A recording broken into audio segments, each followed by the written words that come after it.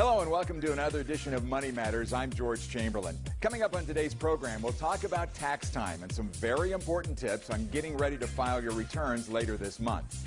And I'll introduce you to the man who is leading an effort here in San Diego to make it a cyber-safe community. But first, one of San Diego's leading technology companies has teamed up with a local community organization to help young people develop skills to guide their careers. Joining me to discuss the new computer clubhouse at the Mission Valley YMCA is Baron Hederlin Doherty, CEO of the YMCA San Diego County, and Blake Miller, who is the Vice President of Marketing at Cymer, which is sponsoring the facility. Gentlemen, thanks for being here today. Our pleasure. Good to see you. Baron, tell me a little bit about the Y. It's a great organization that has a big reach in San Diego County. Absolutely, and we're just honored to be involved with Cymer and working on this project. The Mission Valley YMCA is one of the largest YMCAs in the United States and is the largest Y in our system. So reaching out, working with young people and adults with social responsibility, youth development, that's what we're all about at the Y here in San Diego County. And Cymer getting involved. For people that are not aware of Cymer, based up in Poway, tell us a little bit, Blake, about it. Well, Cymer is a technology company that develops very sophisticated lasers that are used to pattern the semiconductor chips that are in all the devices that we depend on every day. And we have been very active and involved in the local community to really give back and to be a responsible corporate citizen. And so, for us, it's a pleasure to be connected with Mission Valley Y and to engage in this very exciting project. So, Baron, tell us how this computer clubhouse came together. Well, obviously, Cymer wanted to work with a partner here in San Diego County, reach out to young people, help them with a positive activity after school. The YMCA is known for after school in this county as well as all across the country. It was just a perfect partnership. So we have the young people, but this program is so unique because it really gives kids not just an opportunity to go someplace safe, which is something we definitely want to hang our hat on, but also give them the innovational experience to learn how to use video equipment, how to make music, how to film and use cameras. It's just really a super innovative experience for them, and we're just proud to be a part of this partnership. So this is really meant to be more than just a place for them to go and have access to a computer. There's a whole learning curve that's involved with this, right? Absolutely. It's all about, giving kids access to technology to develop these skills. And I think in addition to the technology side of things, there's the whole notion of kids learning how to collaborate and to work together and teamwork and to actually produce something working together as a team. So it really is kind of teaching these kids the life skills that they'll need to go on and be successful as they mature and grow up. That's a great point, Blake, because I talk to a lot of people in your industry, and one of the problems that they're talking about now is what's the future of the industry? Where are the future engineers? Where are the future tech people going to be coming from? And this is maybe where you incubate them, huh? Absolutely. It's you got to start young, and you got to give these kids access to tools and technology that they otherwise wouldn't have. And that's a way to get them started early and to get them excited, to get them hooked.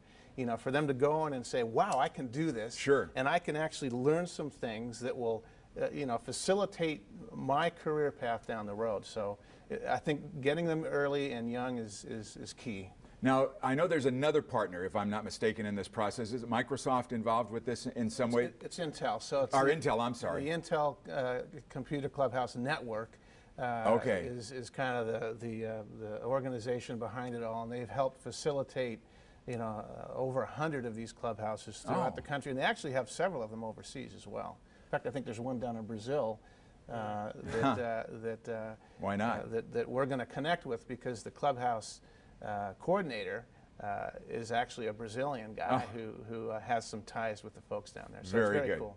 All right, tell us what goes on in there. Give me an example, Baron, of what a day might be like when these young people arrive there. Well, they come in, they're checked in, and then they have projects they work on, whether it's making music. An interesting thing they've done most recently, there was a skateboarding competition at one of our YMCA sites, and in that location, the Clash, as it was called, the kids actually made a video, and it's going to be a documentary that they're working on.